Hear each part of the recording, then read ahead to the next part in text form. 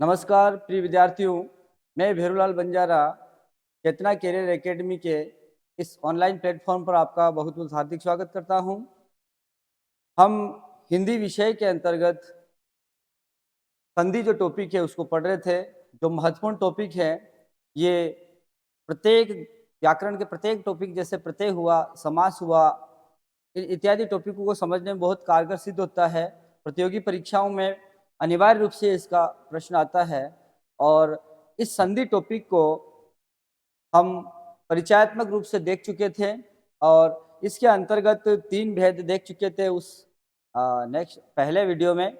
इस वीडियो में मैं वापस स्वर संधि के भेद को पुनः आपको एक भेद में पढ़ा चुका हूं और वहां से जहां से हमारा रहा है वहां से स्टार्ट गुण संधि से स्टार्ट करूंगा आज। आइए मेरे साथ जुड़िए। देखिए, संधि टॉपिक के अंदर हम चल रहे थे और संधि के जो भेद मैंने आपको मुख्य रूप से 3 बताए थे, इसकी परिभाषा भी हम समझ चुके थे। मुख्य भेद बताए थे, नंबर 1 स्वर संधि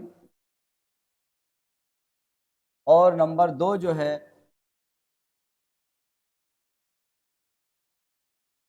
व्यंजन संधि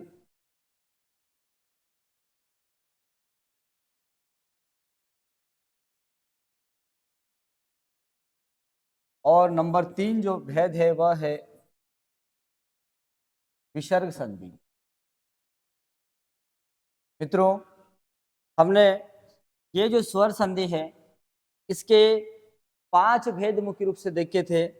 जो पहला भेद देखा था उसका नाम था दीर्घ संधि, जिसको हम पूर्ण रूप से पढ़ चुके थे। नंबर 2 जो आज अध्ययन करने वाले हैं हम, वो है गुण संधि। गुण संधि नंबर 2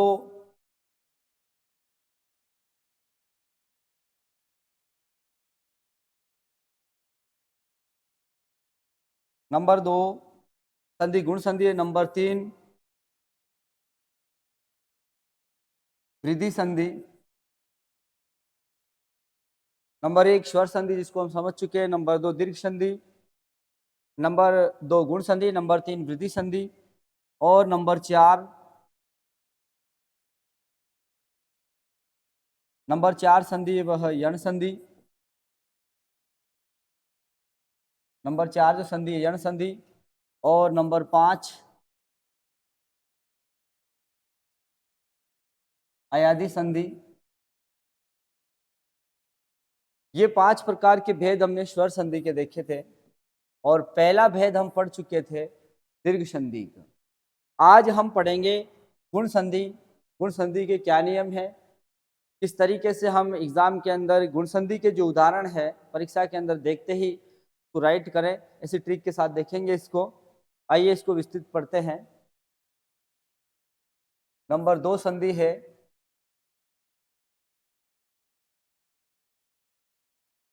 गुण संधि। मित्रों, गुण संधि के अंदर भी एक शॉर्ट नियम है। इसका जो नियम इस प्रकार है कि यदि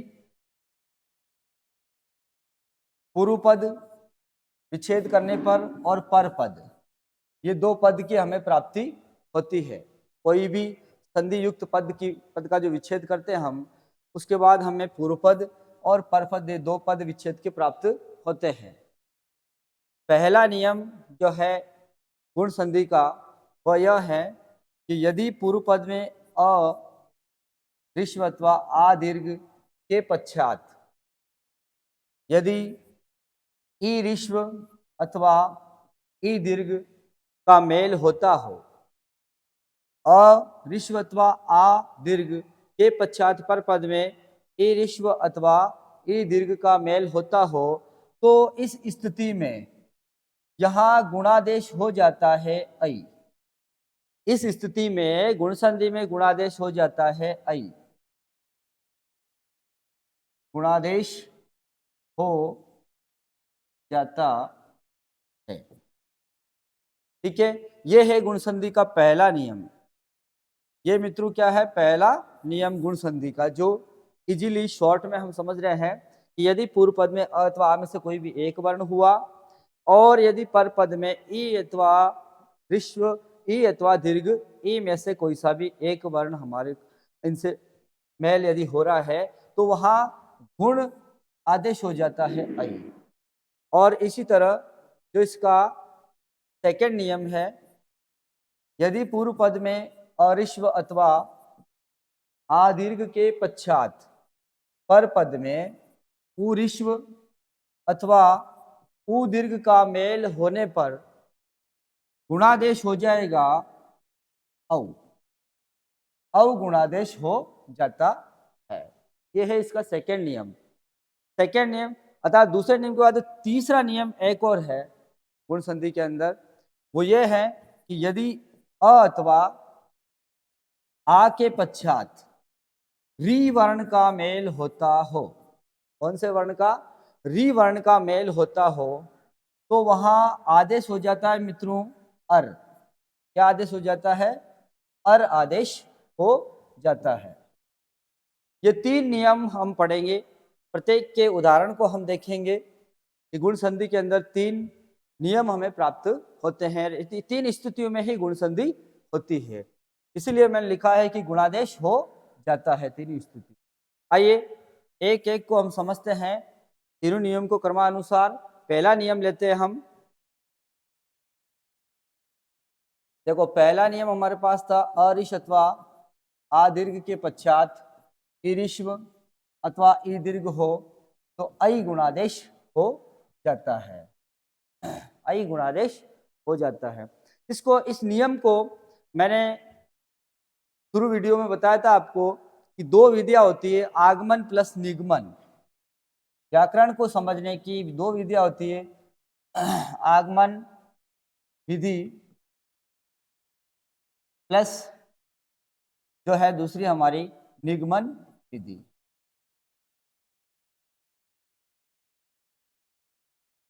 सबसे पहले इस नियम को हम निगमन विधि में समझेंगे, क्योंकि नियम हमेशा निगमन विधि में लिखे हुए होते हैं। किस तरीके से? देखिए, जैसे मैंने यहां पर एक उदाहरण लिखा,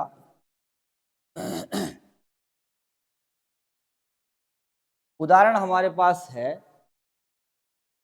कि उप प्लस इंद्र। निगमन विधि में मैं लिख रहा हूं इसको कि उप प्लस इंद्र, ये विच्छेदित पद हमारे पास नियम रूप में प्राप्त होते हैं। तो जैसा मैंने नियम लिखा है वैसा ही आपके सामने मैं स्पष्टीकरण कर रहा हूं। यहाँ इजीली मेरे साथ चलना है। सामान्य तौर पर फ को जैसे ही मैं हलंत लगाऊंगा इस व्यंजन के अंदर, तो यहाँ जो स्थित इसके अंदर उच्चारण की दृष्टि से अ था वो बाहर हुआ। हमेशा ही पूर्व पद के अंतिम वर्ण में जो वर्ण है, चाहे स्वर हुआ व्यंजन या फिर पर पद का जो प्रारंभिक वर्ण है, इनका मेल होता है, वही संधि होती है नियम से। यहाँ ई पर पद का प्रारंभिक वर्ण है, पीछे लिखा हुआ है हमारे पास द्रह।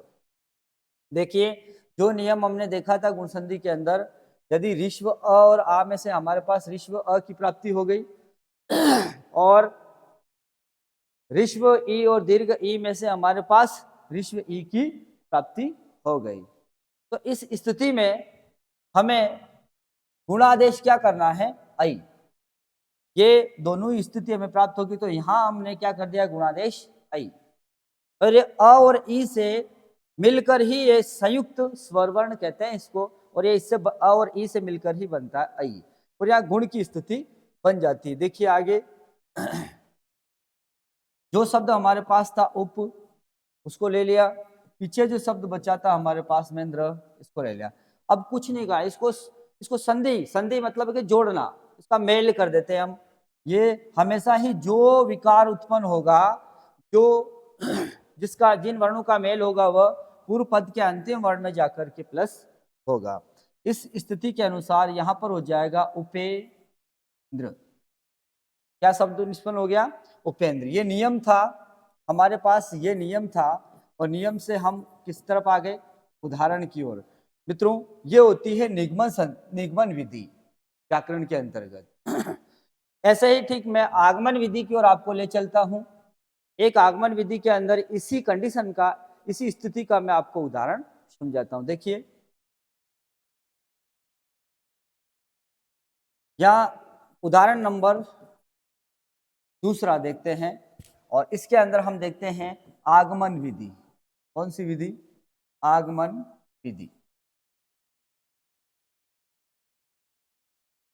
आगमन विधि में क्या होता है? उदाहरण हमारे सामने होता है, उसको हमें क्या करना है? नियम की ओर लेके जाना है। देखिए किस तरीके से लेके जाएंगे।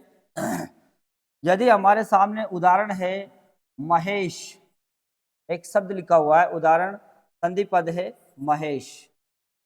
यहाँ पर आगमन विधि में हमारे पास उदाहरण उपलब्ध है, हम उदाहरण से जाएंगे किस ओर?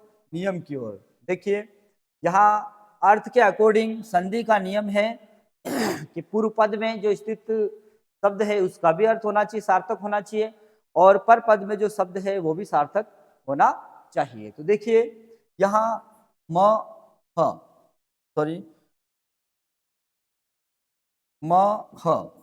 और यहाँ जो आई बाहर निकला, यहाँ जो मात्रा थी हमारी आई को बाहर निकाल लिया, पीछे जो शब्द बचा उसको लिख लिया। अब ये जो दो पद बन रहे हैं हमारे सामने, पूर्व पद और पर पद, ये अर्थ के अकॉर्डिंग इसको हमें बांटना है, अलग अलग करना है। मह शब्द के अंदर आ दीर्घ लेंगे हम, तब शब्द निष्पन्न होगा महा, तब शब्द निष्पन्न क्या होगा? महा। और इधर ईश्वर शब्द निष्पन्न करने के लिए इन दोनों में से ये ई और ई में से मैंने क्या ले लिया? दीर्घ ई। इधर में से महाशब्द बनाने के लिए इधर क्या ले लिया मैंने? पूर्व पद में से आ दीर्घ को।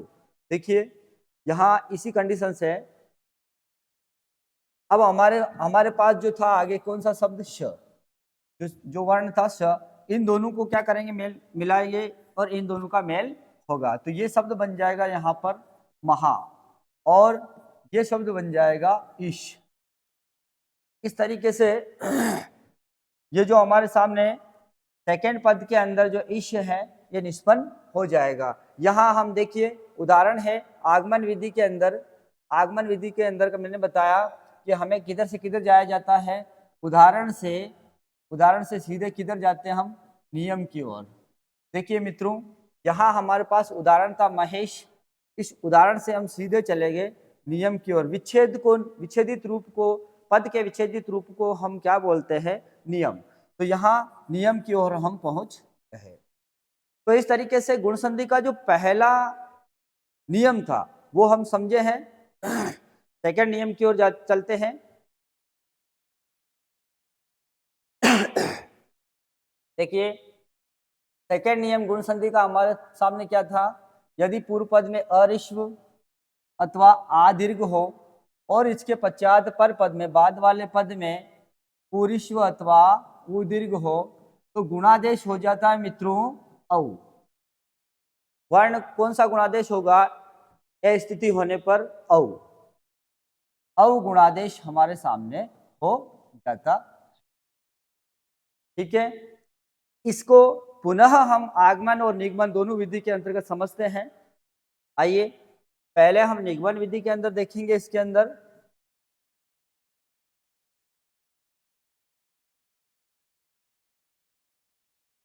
निगमन विधि, देखिए मैंने यहाँ पर एक शब्द लिखा है हित धन उपदेश। हित धन उपदेश हम निगमन विधि के अंतर्गत लिखा हुआ है, नियम है, कंडीशन हमारे सामने लिखी हुई है, स्थिति जो बनी हुई है इस संधि की ना, सेकेंड वाली अ अथवा आ में से कोई भी वर्ण यहाँ होगा पूर्व पद में, और उ अथवा उरिश्व अथवा उदीर्घ में से कोई भी एक वर्ण हमारा पर पद में होगा। देखिए देखते हैं है या नहीं है।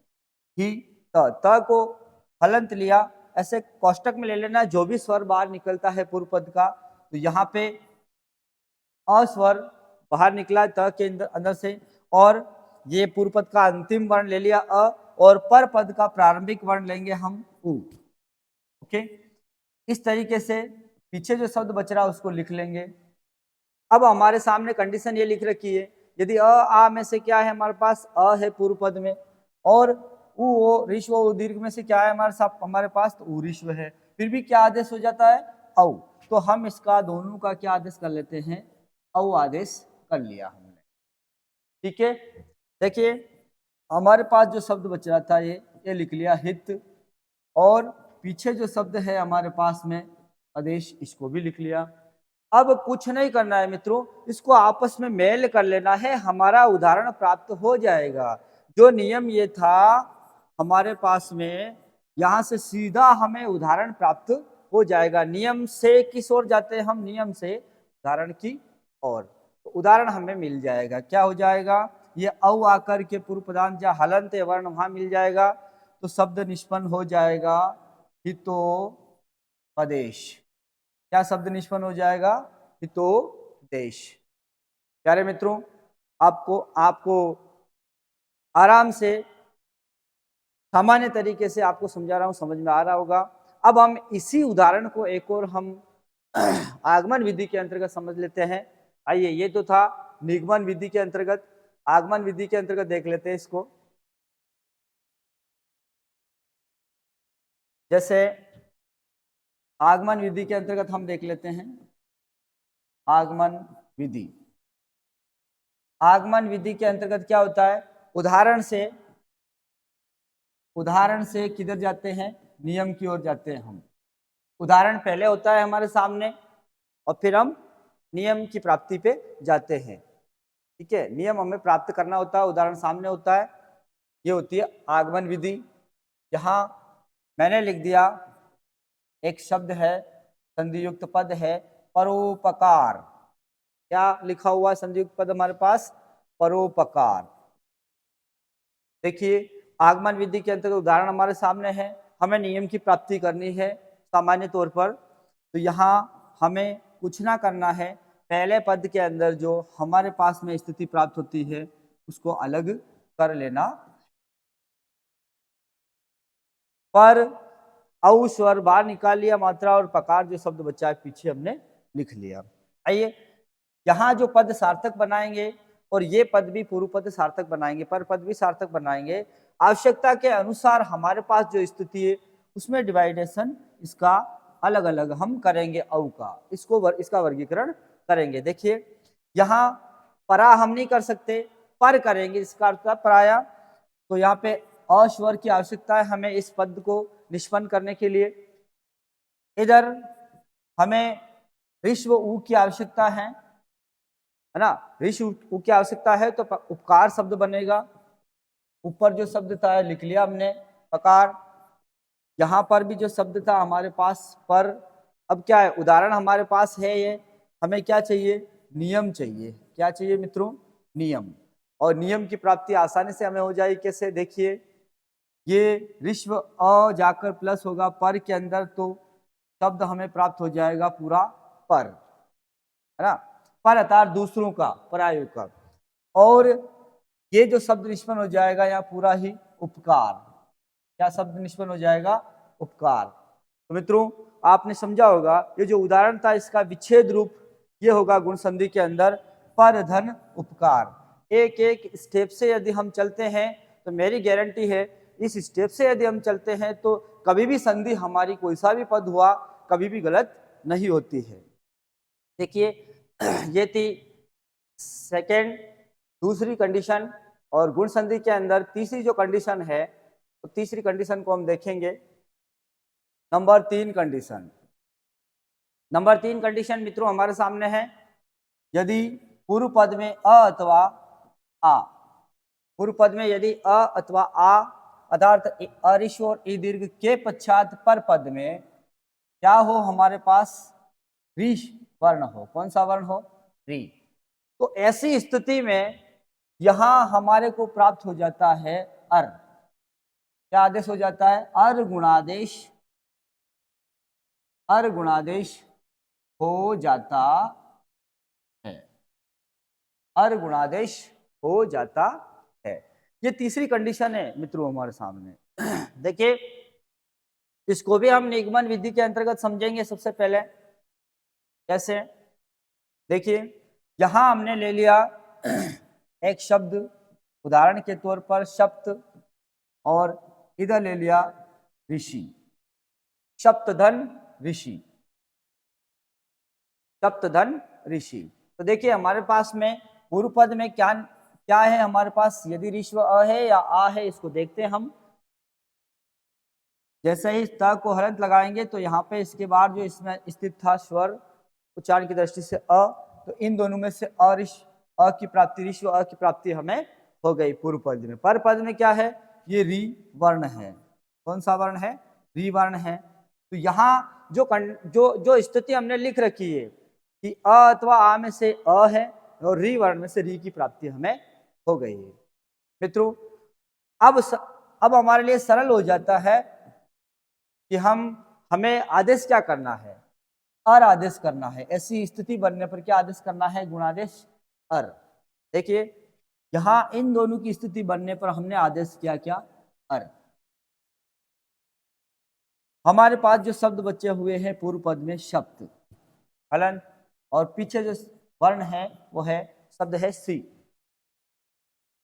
देखिए इन तीनों पदों को हम सम्मिलित कर लेंगे, मेल कर लेंगे, तो ये अ जो जाएगा ये तो यहाँ जाएगा पूर्व पद के अंदर स्वर, ठीक है। तो इस तरीके से पूर्व पद में यदि ये चला जाएगा तो यहाँ ये पूरा ही शब्द निष्पन्न हो जाएगा सप्त, पूरा ही शब्द निष्पन्न हो जाएगा शब्द। और ये जो र है ये यहाँ चला जाएगा ऊपर और शब्द निष्पन्न हो जाएगा हमारे सामने सप्त ऋषि, सप्त ऋषि। ये हमको नियम हमारे पास था, नियम जो हमारे पास था, नियम से उदाहरण की प्राप्ति हो गई। ये जो नियम हमारे, ये नियम से किसकी प्राप्ति होगी, हमारे को उदाहरण की प्राप्ति हो गई। मित्रों इसी तरीके से इसका एक आगमन विधि के अंतर्गत और हम समझ लेते हैं। आइए आगमन विधि की यदि हम बात करते हैं गुण संधि के अंदर इस तीसरी स्थिति की, नंबर 3 जो स्थिति बनी हमारे सामने,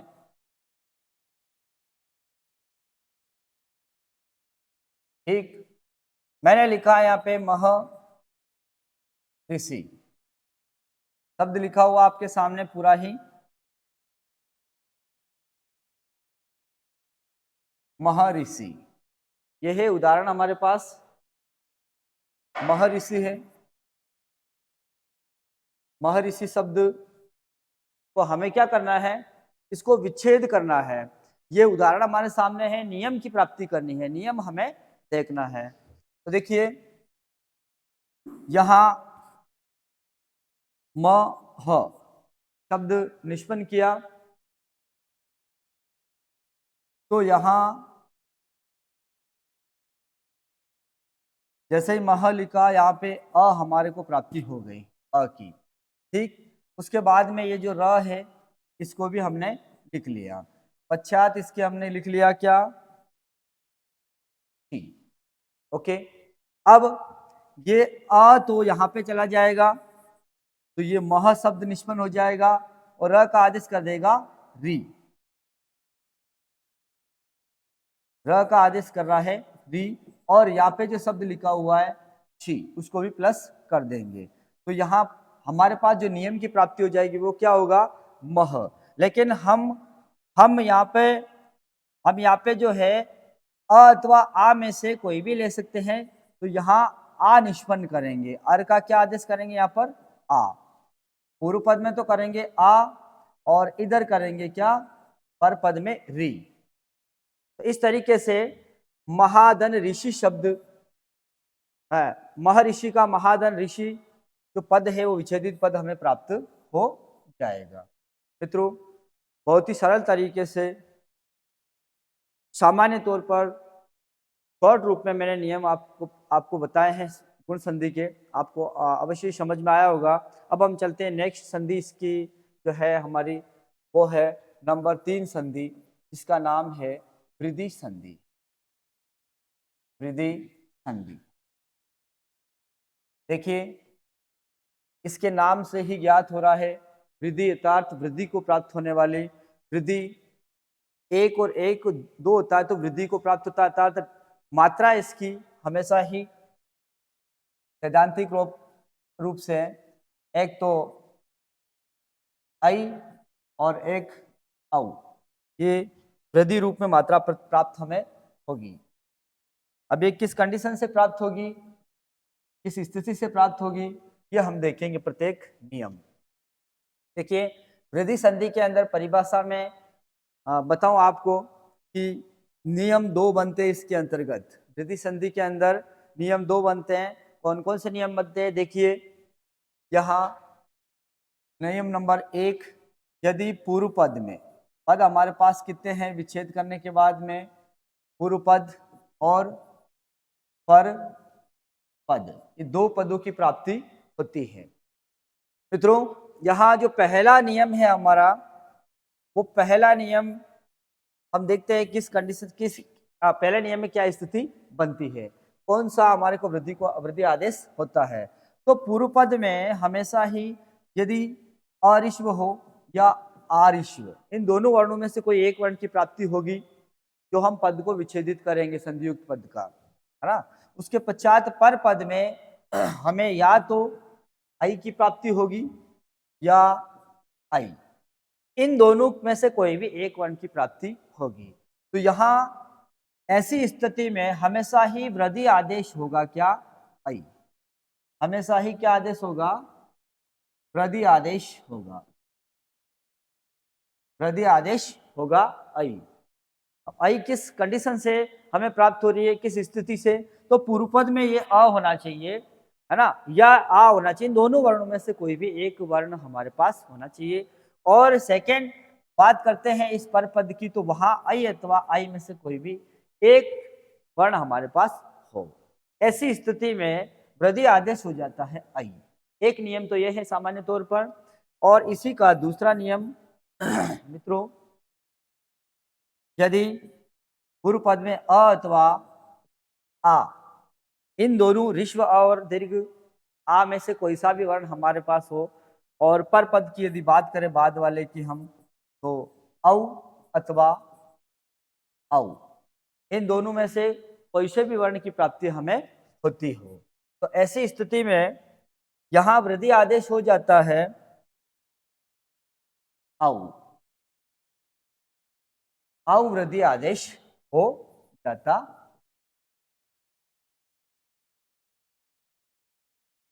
औ वृद्धि आदेश हो जाता है।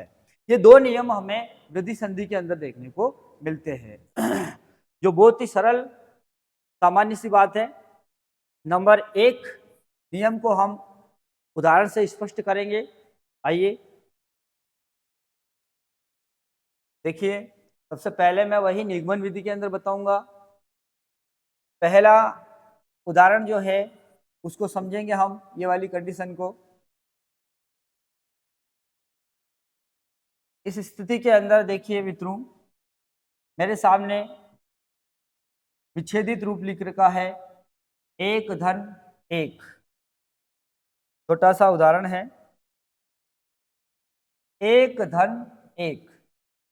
यहां हमें स्टेप बाय स्टेप देखना है कि इस एक शब्द के अंदर जो है, क के अंदर जो स्थित है वह उच्चारण के लिए कौन सा वर्ण है, अ, ऋस्व अ है। और परपद की यदि बात करें हम, तो वहां पर हमारे पास है आई। ठीक है मित्रों, पीछे लिखा हुआ है क वर्ण। जहां पहली स्थिति में से इन दोनों ऋस्व और दीर्घ में से हमारे पास ऋस्व अ है, आई और आई में से हमारे पास आई है। ऐसी स्थिति में अब ये दोनों ही मिलकर के क्या आदेश कर देते हैं, वृद्धि आदेश। वृद्धि आदेश क्या करेंगे, आई, आई वृद्धि आदेश कर देंगे। आगे बात समझ में। देखिए अब जो हमारे पास जो पद लिखा हुआ था ऊपर, उसको हमने सामान्य तरीके से यहाँ पर लिख लिया। ठीक, आगे जो पद बचा हुआ है वर्ण का रूप में, ये भी लिख लिया। अब इसको हमें क्या करना है, इसका मेल कर देना है।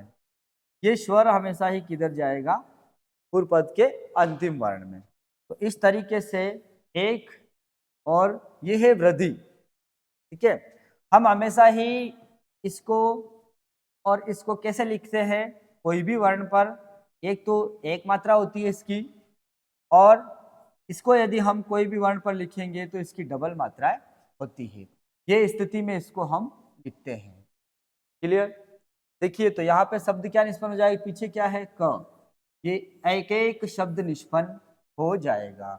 यहाँ नियम हमारे पास था, निगमन विधि की बात कर रहे थे हम, नियम हमारे पास था, हमें उदाहरण की प्राप्ति, हमें किसकी प्राप्ति हो गई, उदाहरण की प्राप्ति हो गई एक एक शब्द के रूप में।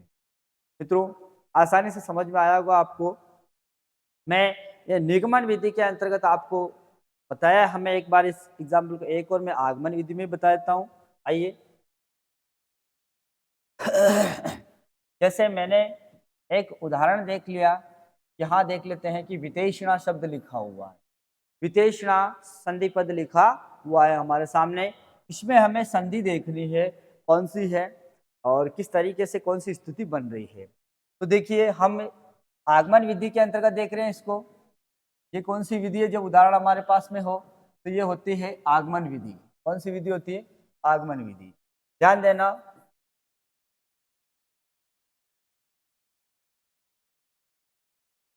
वित्त को हलंत मारा और हमारे सामने जो ये है मात्रा आई की बाहर निकल के पीछे शब्द लिखा हुआ है क्षणा।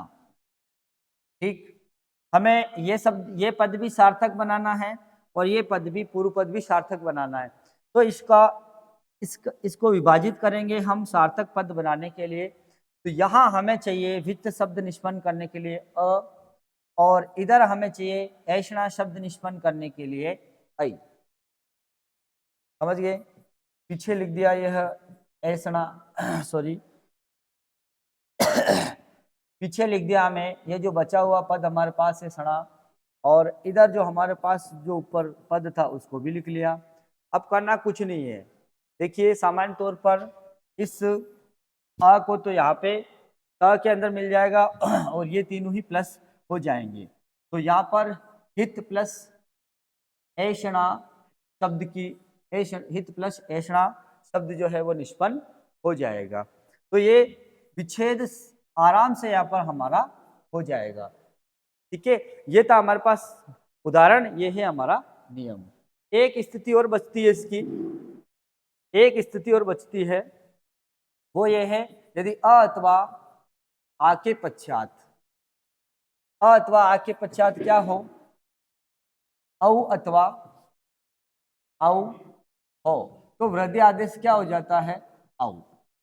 ये सेकेंड स्थिति, दूसरी स्थिति हमारे सामने बनती है। अभी इसका जो हम निगमन विधि के अंतर्गत समझते हैं, निगमन विधि में देखेंगे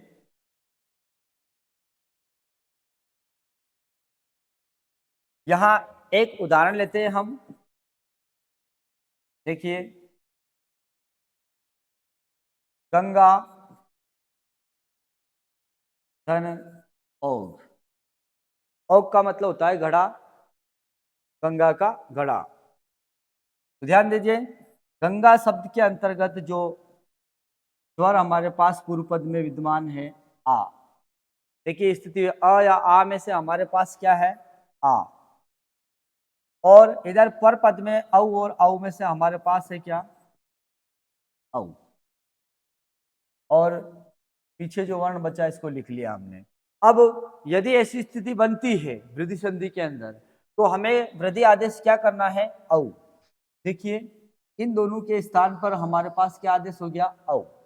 अब आराम से जो है सामान्य तरीके से हमारा उदाहरण हमें प्राप्त हो जाएगा नियम से। कैसे, ये जो शब्द हमारे सामने लिखा है पूर्व पद में लिख लिया वैसा का वैसा, और जो घ वर्ण पीछे बचा था वो भी लिख लिया। हमेशा ही जो विकार उत्पन्न होता है वो पूर्व पद के अंतिम वर्ण में जाकर प्लस होता है। तो यहां हमने उसको कर लिया, और पीछे जो पद लिखा था वो भी लिख लिया। तो हमारे सामने जो शब्द बना है, उदाहरण हमें प्राप्ति हुई इस नियम से, वो शब्द हुआ है गंगोग। कौन सा शब्द, गंगोग। ये तो थी निगमन विधि। अब आगमन विधि की यदि हम बात करें तो आगमन विधि में भी हम समझ लेते हैं। देखिए, आगमन विधि में भी समझ लेते हैं कि यहाँ पे लिख लेते हैं जलोग।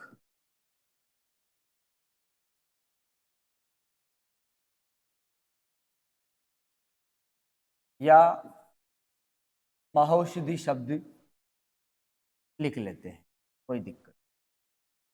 देखिए, ये हम समझने जा रहे हैं आगमन विधि के अंतर्गत।